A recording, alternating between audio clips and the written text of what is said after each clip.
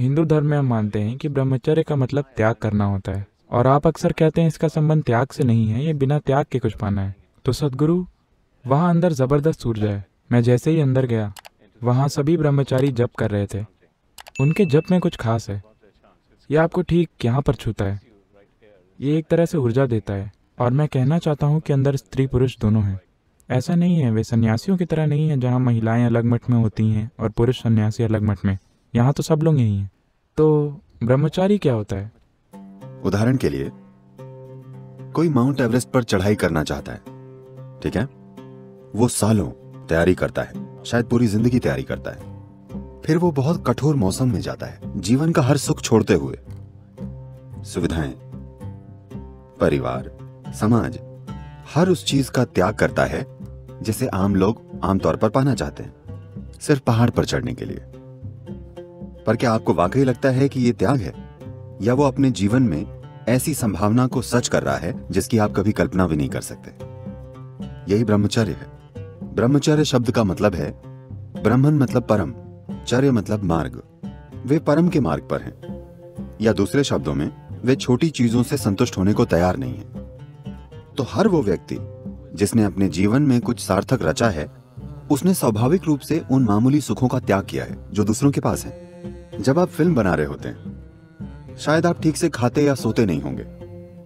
क्या आप दोपहर की झपकी लेते हैं, पत्नी के साथ बैठते हैं, नींद का मजा लेते हैं, परिवार के साथ खाते हैं? क्या आप ये सब करते हैं? आप सब कुछ छोड़ देते हैं क्योंकि आप कुछ रचना चाहते हैं, है ना?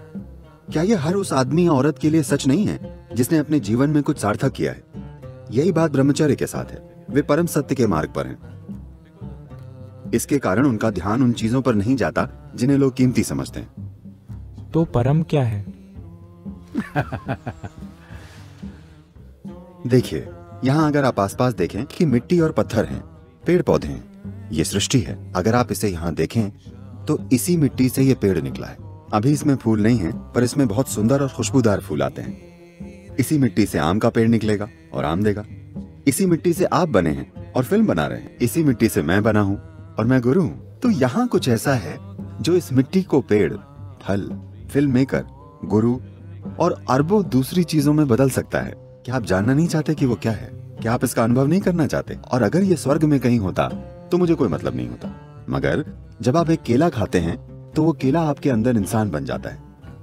यहाँ कुछ है जो चावल के दाने या केले को या फिर रोटी को इंसान में बदल देता है। ये सृष्टि का परम स्रोत है। आप जानना नहीं चाहते कि वो क्या है? आप इसके अनुभव, इसकी शक्ति, सुंदरता और आनंद को नहीं जानना चाहते? तो ये वो लोग हैं जो उसका स्वाद चख चुके हैं और अब उसे पूरा पाना चाहते हैं। उन्हें अपने खाने की परवाह नहीं है। उन्हें शराब, सिगरेट या दूसरे मामूली शारीरिक सुखों का आनंद उठाने की परवाह नहीं है जिनकी बाकी लोगों को लत लग गई है। उन्होंने परम तत्व का स्वाद चख लिया है और अब उन्हें वो पूरा चाहिए। वे उससे कम कोई भी चीज पाकर संतुष्ट नहीं होंगे। मैं समझ गया कि इसे अनुभव से जानना होगा। ये एक अनुभव से जुड़ी संवेदना या उससे कहीं ज्यादा है। परम की बात कीजिए। परम क्या है? एक गुरु होने के नाते मेरा काम सिर्फ आपको उस परम का स्वाद चखाना है, ताकि आपके जीवन में हलचल मच जाए, आप दीवाने हो जाएं और उसे पाना चाहें। स्वाद चखने के बाद आपसे रुका नहीं जाएगा। तो आपका काम लोगों को दीवाना करना है? हाँ, क्योंकि लोग अगर आराम, सुरक्षा के नाम पर जीवन भर सोते रहते हैं तो वे अपना जीवन बर्बाद कर रहे हैं। उन्हें पूरा रास्ता तय करना चाहिए। ये मेरी इच्छा नहीं है, उनकी भी इच्छा है। अगर आप में कुछ करने की इच्छा है, अगर वो हो जाता है तो आप अगली इच्छा करेंगे, फिर अगली और फिर अगली। अगर आप अपनी इच्छा की प्रक्रिया को ध्यान से देखें तो पाएंगे कि आप किसी सीमित चीज को पाकर संतुष्ट नहीं होंगे। आपके अंदर कोई चीज है जिसे सीमाएं पसंद नहीं है। आपके अंदर कोई चीज है जिसे हमेशा परम तत्व की चाहत है। तो ये मेरा विचार नहीं है, ये मेरा सिद्धांत नहीं है कि आपको परम तत्व को खोजना चाहिए। आप वैसे भी अचेतन तरीकों से परम तत्व को खोज रहे हैं। मैं कह रहा हूँ कि अचेतन रूपों से खोजने पर आप हमेशा हताश बने रहेंगे और उसे पाने की संभावना बहुत कम होगी।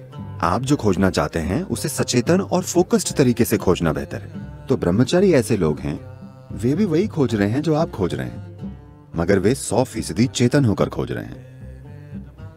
तो परम सत्य क्या है? क्या कोई और शब्द भी है? मेरा मतलब मैं शब्दों की तलाश कर रहा हूँ। तो परम सत्य क्या है? देखिए, हम किसी भी चीज पर सिर्फ वैसे विचार कर सकते हैं जैसे फिलहाल आप समझते हैं, ठीक है? अगर मैं कुछ ऐसा कहूँ जो आपकी समझ से परे है तो ये आपको मेरी बात मानने या न मानने के लिए मजबूर करना होगा। मैं ऐसे फालतू के काम नहीं करना चाहता। मेरे ख्याल से ये एक घटिया मांग है कि आपको मुझ पर विश्वास करना होगा। तो अभी आपके जीवन में इसी पल यहाँ खड़े हुए आप देख सकते हैं कि जिसे आप मैं कहते हैं वो असल में आपने समय के साथ इकट्ठा किया है।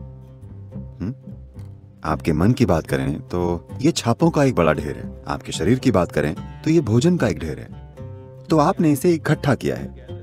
आप जो इकट्ठा करते हैं वो आपका हो सकता है, पर क्या कभी वो आप हो सकता है? नहीं। फिर आपका से परे आप क्या है? आप यहाँ मौजूद हैं, पर आप ये भी नहीं जानते कि मैं कौन हूँ। तो ये मैं, फिलहाल हम इसे ऐसे देखेंगे, ये मैं ही परम सत्य है। ये मैं कोई साधारण मैं नहीं है। ये मैं एक रोटी को इंसान बना सकता है, एक केले को इंसान बना सकता है।